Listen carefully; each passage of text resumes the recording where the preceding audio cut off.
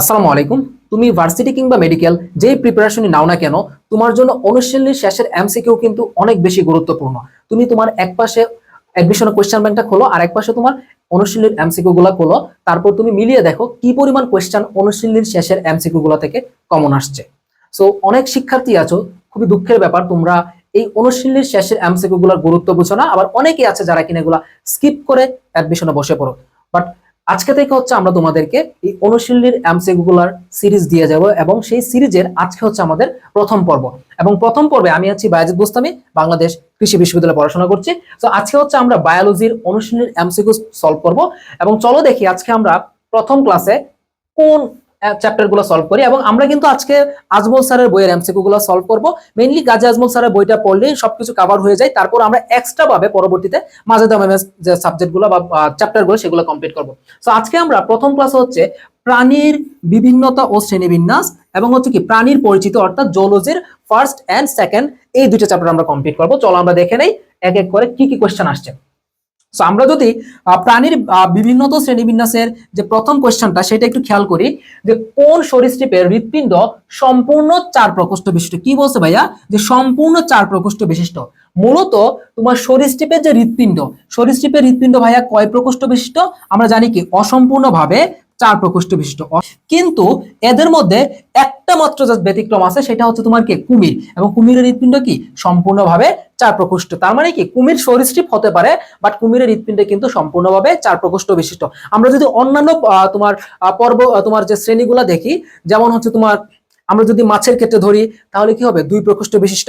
আমরা যদি তোমার তোমার ক্ষেত্রে ধরি, তোমার এমফিবিয়া বা তোমার উভচরের ক্ষেত্রে ধরি, তাহলে কত প্রকোষ্ঠ হবে? আমরা তিন প্রকোষ্ঠ বিশিষ্ট পাবো। আমরা যদি সরীসৃপের ক্ষেত্রে ধরি অসম্পূর্ণ চার প্রকোষ্ঠ। তারপরে হচ্ছে আমরা যদি এভিসের ক্ষেত্রে ধরি সেখানে কি আমরা সম্পূর্ণ চার প্রকোষ্ঠ, এবং আমরা যে ম্যামেলিয়া সেখানেও কি সম্পূর্ণ চার প্রকোষ্ঠ বিশিষ্ট। তারপরে কোশ্চেনে যদি ভাই আমরা আসি যে হেটারো সার্কাল পুচ্ছ পাখনা কাদের দেখা যায়। তো আমরা মাছের মূলত কয়টা শ্রেণী পাচ্ছি ভাই বলো তো দেখি? মাছের শ্রেণী পাচ্ছি আমরা মূলত কয়টা? মাছের শ্রেণী পাচ্ছি আমরা মূলত তিনটা শ্রেণী পাচ্ছি। তাহলে মাছের শ্রেণীগুলো ভাইয়া কি কি পাচ্ছি আমরা একটু যদি দেখি। আমরা প্রথম যে শ্রেণীটা সেটার নাম কি কনড্রিকটিস, আমি সংক্ষেপে লিখছি। দ্বিতীয় যে শ্রেণীটা সেটার নাম কি অ্যাক্টিনোপ্টেরিজি। তৃতীয় যে শ্রেণীটা সেটার নাম কি ভাইয়া সার্কোপ্টেরিজি। আমরা আরেকটা জিনিস যদি খেয়াল করি, যে এই যে তোমার পুচ্ছ পাখনাগুলা, এখানে তোমার কনড্রিকটিসের যে পুচ্ছ পাখনাটা, কনড্রিকটিসের পুচ্ছ পাখনাটা হচ্ছে তোমার কেমন জানো? এই যে দেখবা এরকম থাকবে, একটা মাথা এরকম, আরেকটা হচ্ছে তোমার কি এরকম। খেয়াল করে দেখো, তোমরা মনে রাখবা হ্যাটারু শব্দের অর্থ কি জানো? হ্যাটারু শব্দের অর্থ হচ্ছে তোমার গিয়ে কি অসম। হ্যাটারু মানে কি অসম। আর অপরদিকে হোমো শব্দের অর্থ তোমরা মনে রাখবা সবসময়, হোমো মানে কি সম বা একই, আর হ্যাটারু মানে কি ভিন্ন জিনিসটা। তাহলে কনড্রিকটিসের ক্ষেত্রে থাকবে মূলত কি হ্যাটারু সার্কেলটা। হ্যাটারু সার্কেলটা মূলত কার ক্ষেত্রে? কনড্রিকটিসের ক্ষেত্রে। অপরদিকে আমরা যদি অ্যাক্টিনোপ্টেরিজি বা আমরা যে সাধারণ মাছগুলোকে চিনি, তুমি একটা বাসায় যখন রুই মাছ আনে, তুমি একটু জাস্ট খেয়াল করে দেখবা যে রুই মাছের যে পাখনাটা থাকে এটা কেমন থাকে ভাইয়া? মানে পুচ্ছ পাখনাটা এটা কিন্তু এরকম থাকবে, দুইটাই কিন্তু সমান থাকবে, তাই না? তো আমার এটা যদিও চিত্রটা ঠিক মতো হয় নাই, তো আমরা যদি এখানে ভালো করে আঁকি, তো এই পাশে একটা এই পাশে একটা, তার মানে কি রুই মাছের ক্ষেত্রে তোমার কি পাচ্ছি, বা আমাদের যে পরিচিত মাছগুলোর ক্ষেত্রে আমরা সাধারণত হোমো সার্কেল পাচ্ছি। বাট তোমার সার্কোপ্টেরিজির ক্ষেত্রে আমরা যদি দেখি, সার্কোপ্টেরিজি কিন্তু খুবই রিয়ার ফিশ বলতে বলা চলে। তো সার্কোপ্টেরিজি কিন্তু এরকম উত্তল, এবং এই উত্তলটাকে বলা হচ্ছে তোমার কি ডাইফি সার্কেল। মনে থাকবে? তার মানে কি সার্কোপ্টেরিজিতে ডাইফি সার্কেল। তো আমরা বলতে পারি কি হ্যাটারো সার্কেল পুচ্ছ পাখনা দেখা যায় কাদের ক্ষেত্রে ভাইয়া? এখানে দেখা যায় কাদের ক্ষেত্রে? তোমার কনড্রিকটিসের ক্ষেত্রে। এখন এখানে কিন্তু আমাদের কনড্রিকটিস দেওয়া নাই, দেওয়া আছে কি আমাদের মাছগুলো দেওয়া আছে। রুই মাছ, টাকি মাছ, এগুলো হচ্ছে কি অ্যাক্টিনোপ্টেরিজি মাছ, এবং হাঙ্গর মাছ, হাঙ্গরটা কিন্তু তোমার কনড্রিকটিসের অন্তর্ভুক্ত। অপরদিকে লাংফিশটা কি? এটা হচ্ছে তোমার কি আমাদের সার্কোপ্টেরিজির অন্তর্ভুক্ত। মনে থাকবে? আচ্ছা, পরবর্তী কোশ্চেন আমরা যাই। নেক্সট কোশ্চেন হচ্ছে তোমার কি অ্যাক্টিনোপ্টেরিজির ক্ষেত্রে কোনটি সমর্থন করে? তো প্রথমত দেখো প্লাকোয়েড আইস। ভাই প্লাকোয়েড আইসটা কাদের থাকে? প্লাকোয়েড আইসটা হচ্ছে তোমার কি সাধারণত কনড্রিকটিসের ক্ষেত্রে থাকে, আর সাইক্লোয়েড এবং টিনোয়েড আইসটা থাকে তোমার অ্যাক্টিনোপ্টেরিজির ক্ষেত্রে। তার পরবর্তীতে তোমার সার্কোপ্টেরিজির ক্ষেত্রে থাকবে কি ধরনের আইস? গ্যানোয়েড জাতীয় আইস। তো আমরা বলতে পারি কি প্লাকোয়েড আইস অ্যাক্টিনোপ্টেরিজির বৈশিষ্ট্য নয়। সাত জোড়া ফুলকা, এটাও কি অ্যাক্টিনোপ্টেরিজির বৈশিষ্ট্য নয়। তারপর আসো পুচ্ছ পাখনা হ্যাটারো সার্কেল। আমরা একটু আগে দেখলাম যে পুচ্ছ পাখনা কাদের ক্ষেত্রে হ্যাটারো সার্কেল ভাইয়া? কনড্রিকটিসের ক্ষেত্রে হ্যাটারো সার্কেল হয়ে থাকে। তার পরবর্তীতে দেখো লাস্টের যে অপশনটা সেটা কি অন্তকঙ্কাল অস্থিময়। আমরা অ্যাক্টিনোপ্টেরিজি বলতে মূলত কি বুঝি ভাইয়া? অ্যাক্টিনোপ্টেরিজি মূলত বুঝি কি আমরা যে রশ্মিময় পাখনা বিশিষ্ট মাছ, রশ্মিময় পাখনা বিশিষ্ট মাছ, বা যেটাকে ইংলিশে বলা হয় কি রে ফিন ফিশ, রে ফিন ফিশ, এটা হচ্ছে তোমার কি অ্যাক্টিনোপ্টেরাজি। সাধারণত আমরা যে মাছগুলোকে চিনি, রুই মাছ, কাতলা মাছ, মৃগেল মাছ, আমরা যে পরিচিত মাছগুলোকে চিনি, অর্থাৎ পৃথিবীতে বর্তমানে 96% মাছই হচ্ছে তোমার কি অ্যাক্টিনোপ্টেরাজির অন্তর্ভুক্ত। আর হাঙ্গর তো কন্ড্রিকটিস আর সার্কোপ্টেরাজি তো বুঝোই, খুব রিয়ার ফিশ, বর্তমানে জীবাশ্মের মতো হয়ে গেছে। তার পরবর্তী যে কোয়েশ্চেন, গলবিলের দুপাশে 5 থেকে 15 জোড়া ফুলকারন্ধ্র থাকে কাদের? তাহলে গলবিলের দুই পাশে হচ্ছে তোমার কি 5 থেকে 15 জোড়া ফুলকারন্ধ্র থাকে মূলত কাদের? মিক্সিনির ক্ষেত্রে, মনে থাকবে মিক্সিনির ক্ষেত্রে মূলত তোমার মিক্সিনির দুই পাশে হচ্ছে তোমার কি মূলত 5 থেকে 15 জোড়া ফুলকারন্ধ্র থেকে থাকে। আচ্ছা, এটা আমাদের খুব ইজি ছিল, মুখস্থ কোয়েশ্চেন জাস্ট। তারপরে যে কোয়েশ্চেন, নিচের কোনটি ভাইয়া প্লাটি হেলমিনথিসের পর্বভুক্ত প্রাণী? সো প্লাটি হেলমিনথিসের মূলত আমরা বা চ্যাপ্টাকিমি, প্লাটি হেলমিনথিস মূলত আমরা কোনটা জানি?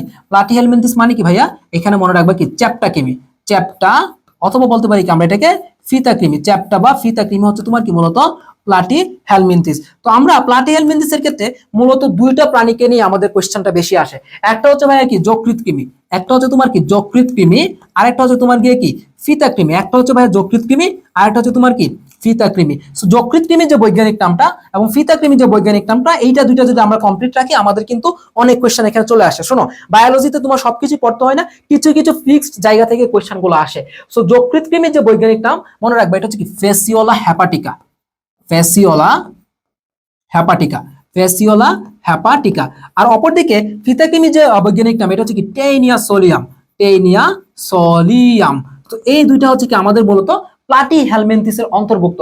স্কাইফা, স্কাইফাটা হচ্ছে তোমার কি, এটা হচ্ছে তোমার কি পরিফেরা, স্কাইফা হচ্ছে মূলত কি পরিফেরা। তারপর হচ্ছে তোমার কি অ্যাসকারিস লুম্ব্রিকয়েডস, এটা হচ্ছে তোমার কি সাধারণত গোলকৃমির বৈজ্ঞানিক নাম। এবং গোলকৃমিটা তোমার কোন পর্বের প্রাণী? এটা আমরা জানি কি তোমার নেমাটোডা, পরিফেরা, এটা কি নেমাটোডা, মনে থাকবে। তারপর দেখো ফেসিওলা হ্যাপাটিকা, এই যে ভাইয়া ফেসিওলা হ্যাপাটিকা যকৃৎকৃমির বৈজ্ঞানিক নাম। সো আমরা বলতে পারি কি ফেসিওলাটা হচ্ছে কি প্লাটি হেলমিনথিস। এবং মেটাফায়ার, এটা মানে কি মেটাফায়ার পোস্থিউমা, এরকম হয়তো একটা বৈজ্ঞানিক নাম আছে কার? কেচুর বৈজ্ঞানিক নাম। এটা কার বৈজ্ঞানিক নাম? কেচুর বৈজ্ঞানিক নাম। তোমাদেরকে আমরা হচ্ছে কি খুব শীঘ্রই হচ্ছে তোমার বৈজ্ঞানিক নামের একটা লেকচার শীট দিব, যেখানে হচ্ছে কি গুরুত্বপূর্ণ বৈজ্ঞানিক নামগুলো থাকবে। এই যে অ্যাসকারিস এবং মেটাফায়ার, ফেসিওলা, তারপর টেনিয়া, এই যে বৈজ্ঞানিক নামগুলো, এগুলো কিন্তু সবচেয়ে কমন বৈজ্ঞানিক নাম। তোমরা একটু বলো যে চোখ কৃমির বৈজ্ঞানিক নাম কি? তোমরা এটা কমেন্টে দিয়ে যাবা, কমেন্টে দিয়ে যাবো হচ্ছে তোমার কি চোখ কৃমির সাইন্টিফিক নেম, চোখ কৃমির সাইন্টিফিক নেমটা কি? চোখ কৃমির বৈজ্ঞানিক নামটা তোমরা কমেন্টে দিয়ে যাবা, আমি দেখবো পরবর্তীতে। আচ্ছা, নেক্সট যে কোয়েশ্চেনটা, নিচের কোনটিতে সুডোসিলুম দেখা যায়? নিচের কোনটিতে সুডোসিলুম দেখা যায়? তো আমরা একটু সিলুমটা ভাই একটু কমপ্লিট করে ফেলি। তুমি যেখানে পরীক্ষা দিতে যাও, মেডিকেল বলো, ভার্সিটি বলো, বা যেখানে পরীক্ষা দাও, সিলুম হচ্ছে কি এই চ্যাপ্টারের মোস্ট ইম্পর্টেন্ট টপিক। তো আমরা যদি দেখি সিলুম ভাইয়া, সিলুম, সিলুম মূলত কি ভাইয়া? আমরা সবাই জানি কি সিলুম হচ্ছে কি ত্রিস্তরী প্রাণীদের মধ্যে থাকা একটা গহ্বর। সিলুম কাদের ক্ষেত্রে ভাইয়া? সিলুমটা মনে রাখবা, এখানে আমরা যদি একটু দেখি সিলুমটা, আমরা একটু ডিটেইলে পড়ার চেষ্টা করি, তাহলে আমাদের জন্য অনেকটা জিনিস ক্লিয়ার হয়ে যাবে। সিলুম কাদের ক্ষেত্রে থাকবে? প্রথমত এটা ত্রিস্তরীতে থাকবে, তাই না? ত্রিস্তরীতে থাকবে। এবং সিলুম থেকে যেটা আসে, সিলুম মূলত 3 প্রকার। কয় প্রকার ভাইয়া? সিলুম মূলত হচ্ছে কয় প্রকার? 3 প্রকার। তো আমরা যদি প্রকার ভেদগুলো দেখি, একটা হচ্ছে তোমার গিয়ে কি এ সিলুমেট, একটা হচ্ছে তোমার গিয়ে কি এ সিলুমেট। তোমরা আরো কিছু জিনিস মনে রাখবা, এ সিলুমেট। বায়োলজিতে যেখানে তোমার এ শব্দটা পাবা, কি শব্দটা পাবা ভাইয়া? এ শব্দটা পাবা, এ বা অ, এই শব্দগুলো পাবা। এই এ বা অ শব্দগুলোর অর্থ মানে কি জানো? বিহীন। সো এখানে কার সাথে কথাটা আছে? সিলুমের সাথে কথাটা আছে। তার মানে কি এ সিলুমেট মানে কি বলতে পারি জানো? এটা হচ্ছে তোমার সিলুম বিহীন, এটা হচ্ছে তোমার কি সিলুম বিহীন পর্ব। মনে থাকবে, যে কোনো ক্ষেত্রে তোমরা ধরবা, যেমন এসিমেট্রি, অপ্রতিসাম্যতা মানে কি প্রতিসাম্যতা বিহীন। সো এই মিনিং গুলো একটু মনে রাখবা তোমরা। তারপর নেক্সট যে জিনিসটা, সেটা যদি আমরা দেখি, তারপর হচ্ছে তোমার কি সুডোসিলুমেট বা ভ্রান্ত, সুডোসিলুম, সুডো বা ভ্রান্ত সিলুম, আমি সংক্ষেপে লিখতেছি, বা অপ্রকৃত সিলুম, সুডো বা ভ্রান্ত সিলুম বা অপ্রকৃত সিলুম। এবং লাস্ট যেটা আছে সেটা কি ভাইয়া? ইউসিলুম, ইউসিলুমেট, ইউসিলুমেট, বা কি আমরা বলতে পারি কি এটাকে, বা বলতে পারি কি প্রকৃত সিলুম। আর একটা জিনিস মনে রাখবা, বায়োলজিতে যেখানে তোমার ইউ কথাটা পাবা, ইউ, ইউ কথাটা যেখানে পাবা, মনে থাকবে ইউ কথাটা যেখানে পাবা, এটা মানে কি ভাইয়া? প্রকৃত। তোমরা ছোটবেলা পড়ছো না, প্রোক্যারিয়াটা, প্রো মানে কি আদি, ইউক্যারিয়াটা মানে কি তোমার উন্নত, মানে উন্নত কোষ বলা হয়, এরকম না? সো আমরা যদি এখন দেখি যে তোমার সুডোসিলুম, এসিলুম বা ইউসিলুম কাদের ক্ষেত্রে দেখা যায়, মনে রাখবা এসিলুমেট হচ্ছে তোমার কি পর্ব, মনে রাখবা পর্ব 1 থেকে 3 পর্যন্ত হচ্ছে কি এসিলুমেট, অর্থাৎ তোমার পরিফেরা, নিডারিয়া, প্লাটিহেলমিনথিস। তারপর সুডোসিলুমেট হচ্ছে কি পর্ব নাম্বার 4। 4 নাম্বার পর্বের নাম কি ভাইয়া? নেমাটোডা, নেমাটোডা, নেমাটোডা, নেমাটোডা হচ্ছে তোমার কি সুডোসিলুম দেখা যায়। তারপর আসো তোমার ইউসিলিমেট, ইউসিলিমেট বা প্রকৃত সিলিম কাদের দেখা যায়? পর্ব 5 থেকে 9 পর্যন্ত যেগুলো আছে সবার ক্ষেত্রে কি ইউসিলিমেট দেখা যায়। আচ্ছা, তো এখানে আমরা উত্তর কোনটাকে করতে পারি? নিচের কোনটিতে সুডোসিলিম দেখা যায়? ফেসিওলা হ্যাপাটিকা এটা কোন পর্বের প্রাণী? এটা হচ্ছে তোমার কি প্লাটি হেলমিনথিস পর্বের প্রাণী। আমরা একটু আগে দেখলাম টেরিয়াসোলিয়াম, এটা কোন পর্বের প্রাণী ভাইয়া? একটু আগে দেখলাম কি প্লাটি হেলমিনথিস পর্বের প্রাণী। এটা মানে কি ফিতা কৃমির বৈজ্ঞানিক নাম। অ্যাসকারিস লুম্ব্রিকাস আমরা এটাও একটু আগে দেখলাম, এটা কোন পর্বের প্রাণী? এটা হচ্ছে তোমার কি নেমাটোডা পর্বের প্রাণী। এবং নেমাটোডা পর্বের প্রাণীটার নাম কি? গোলকৃমি, মেটাফায়ার পোস্টিমা। এটা কি তোমার কেঁচুর বৈজ্ঞানিক নাম। এটা কোন পর্বের প্রাণী? এটা হচ্ছে তোমার কি অ্যানালিডা পর্বের প্রাণী। সো আমরা বলতে পারি যেহেতু নেমাটোডা পর্বটা কি তোমার সুডোসিলুম, সুতরাং উত্তর কোনটা হবে? এটা হচ্ছে তোমার কি উত্তর, আমাদের গ নাম্বারটা উত্তর। তাহলে আমরা প্রত্যেকটা অপশন কিন্তু তোমাকে আমি ব্যাখ্যা করে দিয়ে দিলাম, এবং এই ব্যাখ্যাগুলো যদি তুমি মনে রাখতে পারো, তোমাকে কোশ্চেন কেউ ভাইয়া আটকাইতে পারবে না ইনশাল্লাহ। Next question. আচ্ছা, তো নেক্সট কোয়েশ্চেন গুলো হচ্ছে আমাদের পরবর্তী চ্যাপ্টার, অর্থাৎ আমরা অলরেডি প্রাণীর বিভিন্ন শ্রেণীবিন্যাস চ্যাপ্টারের আজমল স্যারের বই থেকে যে জিনিসগুলো ছিল সেগুলো আমরা সলভ করলাম। শুধু সলভ করলাম তা না, আমরা ব্যাখ্যাগুলো পড়ে ফেললাম। ব্যাখ্যাগুলোও কিন্তু অনেক বেশি ইম্পর্টেন্ট। আমরা শুধুমাত্র একটা প্রশ্ন যদি সলভ করি সেখান থেকে হুবহু অনেক সময় আসে না, বাট ব্যাখ্যাগুলো যখন আমাদের জানা থাকে তখন কিন্তু আমাদের ভাইয়া এখান থেকে কমন চলে আসে। তো আমরা যদি দেখি এখানে হাইড্রার ক্ষেত্রে কোন প্রতিসাম্যতা দেখা যায়। তো দেখো হাইড্রার ক্ষেত্রে ভাইয়া কোন প্রতিসাম্যতা দেখা যায়? আমরা সবাই জানি কি ওরিও প্রতিসাম্যতা দেখা যায়। আমরা যদি একটু মনে রাখি যে এখানে তোমার আমরা এই জিনিসগুলো যদি একটু প্র্যাকটিস করি, যে আমরা এখানে অপশনগুলো দেওয়া আছে, প্রথমে কি গলীয় প্রতিসাম্যতা, গলীয়। তো গলীয় প্রতিসাম্যতা আমরা কিভাবে মনে রাখবো? আমরা যদি শর্টকাট ইউজ করি, এটা হচ্ছে তোমার কি হেলির ভলভো রেডিও, হেলির ভলভো রেডিও। তোমরা ছোটবেলা হয়তো দেখে থাকবো অনেকেই যে তোমার ভলভো না এরকম একটা তোমার ব্যাটারি ছিল, তো আমরা ওইটা দিয়ে মনে রাখবো যে হেলি নামের একজন মানুষের কি রেডিও আছে ভাইয়া? ভলভো রেডিও আছে। তো আমরা মনে রাখবো হেলিতে আমরা কি মনে রাখবো? হেলিওজোয়া, হেলিওজোয়া। তারপর আসো ভলভোতে কি মনে রাখবো আমরা? ভলভক্স। তারপর আসো রেডিও, রেডিওতে কি মনে রাখবো আমরা? রেডিও লারিয়া। তো এগুলো হচ্ছে কি ভাইয়া? এগুলো হচ্ছে তোমার কি আমাদের গলীয় প্রতিসাম্যতা। তার পরবর্তীতে আমরা যদি যাই, আমরা যদি দেখি কি তোমার এখানে কোনটা আছে, আমাদের পরবর্তীতে কোনটা আছে ভাই? এখানে অপ্রতিসাম্যতা। অপ্রতিসাম্যতার আগে আমরা ওরিও প্রতিসাম্যতাটা দেখি। আমরা যদি দেখি কি ওরিও, ওরিও প্রতিসাম্যতাটা কি মনে রাখবা? ধরো তুমি রাস্তায় দাঁড়ায় আছো, তোমার এক বান্ধবী যাচ্ছে, কি নাম হচ্ছে জেসি। তুমি জেসিকে দেখে একটা ডাক দিলা, হাই জেসি। কি ডাক দিলা? যে হাই জেসি, হাই জেসি। তো হাই জেসিতে আমরা কি মনে রাখবো ভাইয়া? দেখো হাতে মনে রাখবো হচ্ছে তোমার কি হাইড্রা, হাতে মনে রাখবো কি হাইড্রা, যেতে মনে রাখবো কি আমরা জেলিফিশ। হাতে মনে রাখবো হাইড্রা, যেতে মনে রাখবো জেলিফিশ। সিতে মনে রাখবো কি তোমার সি অ্যানিমন, সি অ্যানিমন। তো এই যে জিনিসগুলা, এই জিনিসগুলো হচ্ছে তোমার কি আমাদের ওরিও প্রতিসাম্যতার বৈজ্ঞানিক নাম। তো দ্বি ওরিও প্রতিসাম্যতাটা কি মনে রাখবা? দ্বি ওরিও প্রতিসাম্যতা মনে রাখবা কি? তোমরা ধরো তোমার বাসা হচ্ছে, তুমি ধরে নাও আমার বাসা হচ্ছে ময়মনসিংহ, ধরো আমি থাকি হচ্ছে ঢাকায়, তার মানে কি আমার হোমটাউন ময়মনসিংহ, আমি আমার অবস্থান হচ্ছে কি ঢাকা, তার মানে কি আমার বা প্রেজেন্ট টাউন হচ্ছে ঢাকা, আমি দুই সিটির বাসিন্দা। তার মানে কি দ্বিতীয় প্রতিসাম্যতা গুলো মনে রাখবো হচ্ছে কি দুই সিটি, মনে রাখবা কি দুই সিটি বা ডাবল সিটি। সিতে মনে রাখবা কি সিএলও প্লানা, ভাইয়া আমি সংক্ষেপে লিখতেছি সিএলও প্লানা। সিতে মনে রাখবা কি সিএলও প্লানা, এবং টিতে মনে রাখবা কি টিনোফোরা, টিতে মনে রাখবা টিনোফোরা। তো এগুলো হচ্ছে তোমার কি দ্বি ওরিও প্রতিসাম্যতার বৈজ্ঞানিক নাম। এবং অপ্রতিসাম্যতা কারা কারা? আপেল শামুক, স্পঞ্জ, এগুলো হচ্ছে তোমার কি অপ্রতিসাম্যতার বৈজ্ঞানিক নাম। তো আমরা প্রতিসাম্যতা টপিকটা এখানে ক্লিয়ার করলাম। তাহলে হাইড্রার ক্ষেত্রে কোন প্রতিসাম্যতা দেখা যায়? ওরিও প্রতিসাম্যতাটা দেখা যায়। পরবর্তী কোয়েশ্চেন, জননাঙ্গ সৃষ্টি হয় কোন কালে?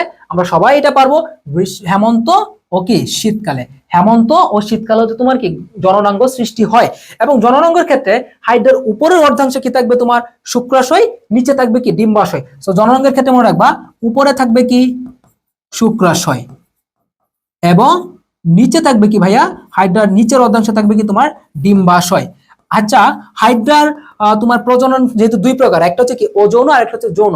অযৌনের মধ্যে প্রধান যে প্রজননটা সেটার নাম কি ভাইয়া? মুকুল উদ্গম। এবং মুকুল উদ্গমের ক্ষেত্রে দেখো, মুকুল উদ্গমের ক্ষেত্রে কি হয়? হাইড্রার মুকুল সৃষ্টি হয়, তাই না? মুকুল, হাইড্রার মুকুল, বা ইংলিশ আমরা বলতে পারি কি বাড। তো মুকুল বা বাড সৃষ্টি হয় কোন কালে? এটা তোমরা সবাই জানো আশা করি। মুকুল বা বাড সৃষ্টি হচ্ছে তোমার কোন কালে? এখানে দেখো আমরা যদি দেখি এখানে মুকুল বা বাড সৃষ্টি হচ্ছে তোমার এখানে গ্রীষ্মকালে। কেন গ্রীষ্মকালে মুকুল বা বার্ড সৃষ্টি হয়? কারণ এই সময়টাতে কি প্রচুর পরিমাণে আহার পাওয়া যায়, হাইড্রা প্রচুর পরিমাণে খাদ্য পায়, এবং এইটার মাধ্যমে কি মুকুল বা বার্ড তৈরি করে। তো তোমরা আরো একটা জিনিস কি জানো? যে হাইড্রার অযৌন প্রজনন কিন্তু দুই ভাগে হয়, একটা হচ্ছে কি মুকুল উদ্গম, আর একটা হচ্ছে তোমার কি বিভাজন। তোমরা একটু বলো তো বিভাজন প্রক্রিয়াটা কে আবিষ্কার করেছেন? তোমরা এটাও কমেন্ট করে জানাবা, আশা করি আমি উত্তরটা দেখবো। আচ্ছা, পরের কোয়েশ্চেন, মুখছিদ্রের চারদিকে ও পাদচাকতিতে কোন ধরনের কোষের আধিক্য দেখা যায়? পেশি আবরণী কোষ। পেশি আবরণী কোষ তো ভাই হাইড্রা সমগ্র অংশ জুড়েই থাকে। স্নায়ু কোষ, এটাও হবে না। সংবেদী কোষ, এটাও হবে না। তোমার স্নায়ু কোষ কি করে মেসোগ্লিয়া ঘেঁষে অবস্থান করে, আর সংবেদী কোষ কি করে তোমার পেশি আবরণী কোষের সাথে সমকোণে অবস্থান করে। কিন্তু উত্তরটা কি হবে ভাইয়া? গ্রন্থি কোষ। গ্রন্থি কোষটা কেন থাকে মুখছিদ্রের চারদিকে? কারণ মুখছিদ্র দিয়ে সে কি করে খাবারটা গ্রহণ করে, আর গ্রন্থি কোষটা যেহেতু তোমার একটু পিচ্ছিল টাইপের হয়, দ্যাটস ওয়াই কি এখানে তোমার গ্রন্থি কোষটা থাকা প্রয়োজন। আর পাদচাকতিতে কেন থাকবে? কারণ পাদচাকতি দিয়ে কি করে হাইড্রা অনেক সময় বুদবুদ করে বেসে থাকে, আবার অনেক সময় কি অন্য প্রাণীর সাথে বা অন্য কোনো একটা বস্তুর সাথে তোমার কি হয় লেগে থাকে। তো এই জন্য কি গ্রন্থি কোষটা প্রয়োজন আছে। পরের কোয়েশ্চেন, লম্বা দূরত্ব অতিক্রমের জন্য হাইড্রা কোন চলন ব্যবহার করে? ভাইয়া হাইড্রা চলনটা এইবার তোমরা যেই অ্যাডমিশনে যাও না কেন হাইড্রা চলন থেকে কিন্তু কোয়েশ্চেন পাবা ইনশাল্লাহ। হাইড্রা চলন থেকে তোমরা ইনশাল্লাহ কোয়েশ্চেন পাবা। তাহলে মনে রাখবা, আমরা যদি হাইড্রা চলনগুলো দেখি তাহলে প্রথম যে চলনটা পাই লুপিং। লুপিং ভাইয়া, লুপিং চলনটা থেকে আমরা কিভাবে মনে রাখবো? লুপিং, লুপিং এর ল দিয়ে মনে রাখবো আমরা। এখানে লুপিং এর ল দিয়ে মনে রাখবো কি এটা হচ্ছে তোমার কি লম্বা দূরত্ব অতিক্রম করে। এটা কি ভাইয়া? লম্বা দূরত্ব অতিক্রম করে। এটা হচ্ছে প্রথম ফ্যাক্ট। এবং লুপিং থেকে আরো একটা জিনিস মনে রাখবো, এটাকে কি বলা হচ্ছে তোমার শুঁয়াপোকা চলন বা জুকা চলন। এটাকে কি বলে? শুঁয়াপোকা বা জুকা চলন। তো প্রথম যে জিনিসটা মনে রাখবো লম্বা দূরত্ব অতিক্রম করে। এবং লুপিং চলনের মাধ্যমে যেটা করে দেহের, সে যখন একটা লুপ সৃষ্টি করে তখন কি বা দেহের অর্ধেকটা দিয়ে সে চলে, বুঝছো, বা অর্ধেক দূরত্ব অতিক্রম করে। সেইটা একটা আসছে। আচ্ছা, আরো একটা জিনিস মনে রাখবা, তারপর যে চলনটা সেটার নাম কি ভাইয়া? সমারসল্টিং। তারপর যে চলনটা সেটার নাম কি? সমারসল্টিং। এই দুইটা কিন্তু আসে, সমারসল্টিং। তো মনে রাখবা সমারসল্টিং এর যে দন্তস্ব, সমারসল্টিং এর দন্তস্ব দিয়ে মনে রাখবে কি এটা হচ্ছে তোমার কি হাইড্রার সাধারণ চলন প্রক্রিয়া। এবং সমারসল্টিং কথাটা এস দিয়ে আসতেছে না? এস দিয়ে, তো এস দিয়ে মনে রাখবে এটা কি স্পিডি, মানে কি দ্রুত চলন। এটা কি স্পিডি বা আমরা বলতে পারি কি দ্রুত। সো আমরা এখানে সমারসল্টিং থেকে দুইটা কোশ্চেন আসতে পারে, যে হাইড্রার সাধারণ চলন এবং কি স্পিডি বা দ্রুত চলন। গ্লাইডিং, গ্লাইডিংটা হচ্ছে তোমার কি গ্লাইডিংটাকে বলা হয় কি এমি বয়ের চলন। এমি বয়ের, অর্থাৎ এই গ্লাইডিং চলনের মাধ্যমে হাইড্রা এমিবার মতো চলাচল করে। এবং এই চলনটা হচ্ছে কি সবচেয়ে ধীর গতির। এটা কি তোমার ধীর গতির চলন। এটা কি ধীর গতির চলন। হামাগুড়ি, হামাগুড়ি বা ক্রলিং, হামাগুড়ির অপর নাম কি ক্রলিং। হামাগুড়ির অপর নাম কি ক্রলিং। এবং ক্রলিং এর মাধ্যমে মূলত হাইড্রা যেটা করে সেটা হচ্ছে তোমার কি ক্রলিং এর মাধ্যমে মূলত হাইড্রা আরোহণ এবং কি অবরোহণ ঘটে। আরোহণ এবং কি ঘটবে? অবরোহণ। এটাও কিন্তু আসে। সো আমাদের এই যে অপশনগুলোতে, এই অপশনগুলোতে কিন্তু তোমাকে ইম্পর্টেন্স যে চলনগুলো আছে সেগুলো কিন্তু দিয়ে দিয়েছে। তার মানে কি আমরা লম্বা দূরত্ব অতিক্রম করে লম্বা ল দিয়ে লুপিং চলন, মনে থাকবে লুপিং চলন।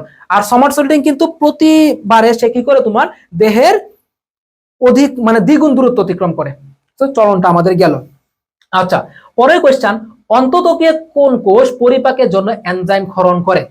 অন্ততকীয় কোন কোষ পরিপাকের জন্য এনজাইম ক্ষরণ করে? আচ্ছা, তো পরিপাকের জন্য এনজাইম ক্ষরণ করে মূলত কে? এখানে গ্রন্থি কোষ। গ্রন্থি কোষ কি করে? মূলত এনজাইম ক্ষরণ করে হাইড্রাতে। স্নায়ু কোষের কাজটা কি ভাইয়া? প্রথমত আমরা সংবেদীটা জানি। সংবেদী কোষটা কি করে? হাইড্রার বাইরে থেকে উদ্দীপনাটা কালেক্ট করে স্নায়ু কোষে জমা রাখে, এবং স্নায়ু কোষ কি করে? সেটাকে ইনস্ট্রাকশন দেয়। ইন্টারস্টিশিয়াল কোষের কাছ থেকে ভেরি ভেরি ইম্পর্টেন্ট। ইন্টারস্টিশিয়াল কোষের কাজটা আমরা কিন্তু অনেক বেশি গুরুত্বপূর্ণ। তো ইন্টারস্টিশিয়াল কোষের কাজটা হচ্ছে এটা কি করে? সাধারণত পুনরুৎপত্তি করে। পুনরুৎপত্তি, অর্থাৎ হাইড্রার যে কোনো একটা কোষ বা যে কোনো একটা জায়গা যদি তোমার ক্ষয় হয়ে যায় তখন সেটা কিন্তু পুনরুৎপত্তি করে। এবং এই পুনরুৎপত্তি ক্ষমতাটা কে আবিষ্কার করেছেন জানো? আব্রাহাম ট্রেম্বেলে। এবং এই জন্য এই পুনরুৎপত্তি ক্ষমতাকে বলা হয় কি টটি পটেন্সি বলা হয়ে থাকে। তো আমরা এখান থেকে বলতে পারি কি অন্তত কোন কোষ পরিপাকের জন্য এনজাইম ক্ষরণ করে? গ্রন্থি কোষ এনজাইমটা ক্ষরণ করে থাকে। পরের কোশ্চেনটা যদি আমরা দেখি, হাইড্রাতে নেমাটোসিস ব্যাটারি কোথায় থাকে? হাইড্রাতে নেমাটোসিস ব্যাটারি কোথায় থাকে? যেখানে নিডোসাইট থাকে সাধারণত। তো হাইড্রাতে নেমাটোসিস ব্যাটারি থাকে কোথায়? কোষিকার বহিঃপ্রাচীরে সাধারণত নেমাটোসিস ব্যাটারি থাকে। ওকে, সো মোটামুটি আমাদের হাইড্রা কিন্তু কমপ্লিট ভাইয়া। হাইড্রা কিন্তু আমাদের কমপ্লিট হয়ে গেছে। এখন আমরা ঘাসফড়িং দেখবো। সো প্রাণীর পরিচিতি চ্যাপ্টার থেকে তোমরা অ্যাডমিশনে গেলে হাইড্রাটা হচ্ছে কি সবচেয়ে বেশি গুরুত্বপূর্ণ। সেকেন্ড হচ্ছে ঘাসফড়িং, থার্ড হচ্ছে কি রুই মাছ। হাইড্রাটা ভালো করে পড়বা, বিশেষ করে চলনগুলা, খাদ্যগুলা, এগুলো পড়বা। হ্যাপাটিক সিকাতে কত জোড়া লম্বা স্বচ্ছ নালিকা থাকে? হ্যাপাটিক সিকাতে তোমার কত জোড়া ভাইয়া? 6 জোড়া। 6 জোড়া থাকে, 6 জোড়া বা 12টি। হ্যাপাটিক সিকাটা কোথায় থাকে? সাধারণত মধ্য এবং অগ্র পৌষ্টিক নালীর মাঝে কি থাকে? হ্যাপাটিক সিকাটা অবস্থান করে। হ্যাপাটিক সিকা থেকে যদি কোশ্চেন আসে মূলত, তাহলে কিন্তু তোমার এই একটা কোশ্চেন আসে যে হ্যাপাটিক সিকাতে তোমার 6 জোড়া স্বচ্ছ নালিকা থাকে। ওকে, পরের কোশ্চেন নাই। ওকে, নেক্সট কোয়েশ্চেন দেখো, মালপিজিয়ান নালিকার দৈর্ঘ্য কত মিলিমিটার? মালপিজিয়ান নালিকা, প্রথমত আসো মালপিজিয়ান নালিকাটা কি? মালপিজিয়ান নালিকাটা হচ্ছে ভাইয়া আর্থ্রোপোডা বলো বা ঘাসফড়িং বলো বা যেই বলো না কেন, তোমার আর্থ্রোপোডার প্রধান রেচন অঙ্গ। এটার নাম কি? প্রধান রেচন অঙ্গ। রেচন অঙ্গ, ঠিক আছে? মালপিজিয়ান হচ্ছে কি? প্রধান রেচন অঙ্গ। এবং এই মালপিজিয়ান নালিকার যে দৈর্ঘ্য হচ্ছে কি তোমার 25 মিলিমিটার। মনে থাকবে, এটা একটু মনে রাখবা, 25 মিলিমিটার। ওমাটিডিয়ামের কোন অংশ আলো প্রবেশে সাহায্য করে? ওমাটিডিয়াম জিনিসটা কি? এটা হচ্ছে কি পুঞ্জাকির গঠন ও কাজের একক। আচ্ছা, পুঞ্জাকি কি? জটিল চক্ষু। ওকে, তো আমরা যদি দেখি ওমাটিডিয়ামের কোন অংশ আলো প্রবেশে সাহায্য করে? কর্নিয়া। কর্নিয়া মূলত কি করবে ভাইয়া? এখানে কর্নিয়া হচ্ছে মূলত কি লেন্সের মতো কাজ করে, ঘাসফড়িং এর লেন্সের মতো কাজ করে। তারপর যদি আমরা দেখি যে এখানে কর্নিয়াজেন কোষ, এটা কি করে? তোমার কর্নিয়া তৈরি করে, অর্থাৎ কর্নিয়াজেন কোষের ক্ষরণ থেকে কর্নিয়া তৈরি করে থাকে, বুঝছো? কর্নিয়াটা তৈরি হয়ে থাকে। ক্রিস্টালাইন কোন কোষ? মূলত ওমাটিডিয়ামে আলো প্রবেশে সাহায্য করে কে জানো? ক্রিস্টালাইন কোন কোষ। আর রেটিনুলার কোষের ক্ষরণ থেকে মূলত কি তৈরি হয়? র্যাবডুম তৈরি হয়। র্যাবডুম তৈরি হয়ে থাকে, ঠিক আছে? তো র্যাবডুম কি করে? তোমার রেটিনুলার কোষের ক্ষরণ থেকে র্যাবডুমটা তৈরি হয়। দেখি আমরা ঘাসফড়িং এর সমগ্র দেহে একবার রক্ত প্রবাহ সম্পন্ন করতে কত সময় লাগে? এটা মুখস্থ কোশ্চেন। সাধারণত 30 থেকে 60 মিনিট সময় লাগে। সাধারণত কত মিনিট সময় লাগে? 30 থেকে 60 মিনিট সময় কিন্তু লাগে। আচ্ছা, নেক্সট কোশ্চেন। তো নেক্সট কোশ্চেন হচ্ছে তোমার, আমরা রুই মাছে চলে আসছি, ঘাসফড়িং মোটামুটি শেষ। ওকে, রুই মাছের আইসের কেন্দ্রীয় অংশের নাম কি? রুই মাছের আইসের কেন্দ্রীয় অংশের নাম কি ভাইয়া? ফোকাস। তো আমরা যদি রুই মাছের আইসটা দেখি, ধরো এইটা হচ্ছে তোমার কি কেন্দ্রীয় অংশ। তারপর যদি আমরা সাইড গুলো দেখি, এগুলো হচ্ছে তোমার কি?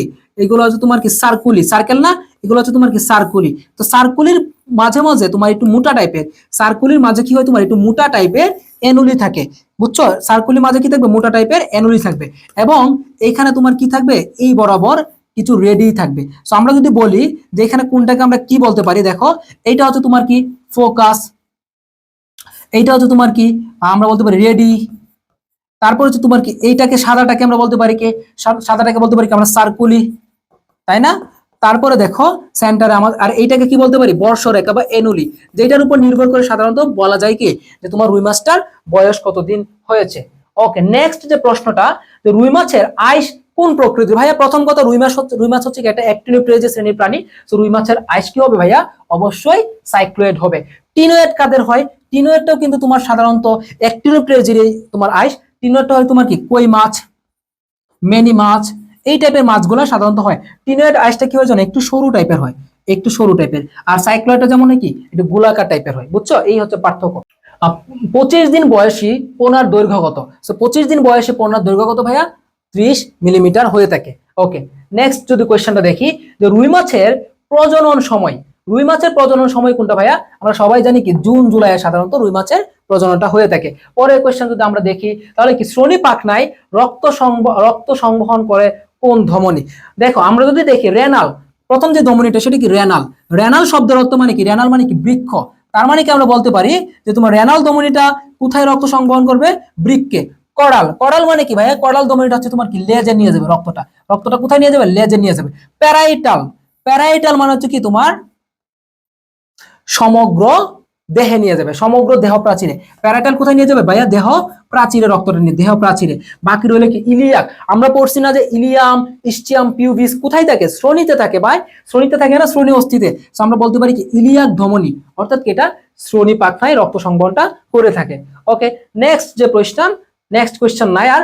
তো আমাদের এই ছিল হচ্ছে তোমার কি আমাদের যে প্রাণীর বিভিন্নতা শ্রেণীবিন্যাস এবং প্রাণীর পরিচিতি চ্যাপ্টার থেকে অনুশীলনী প্রশ্ন সলভ। তো দেখা হবে নেক্সট আরেকটা পর্বে অন্য চ্যাপ্টার গুলো নিয়ে। সো এইভাবে আমরা তোমাদেরকে অনুশীলনীর এমসিকিউ গুলো দিয়ে যাব।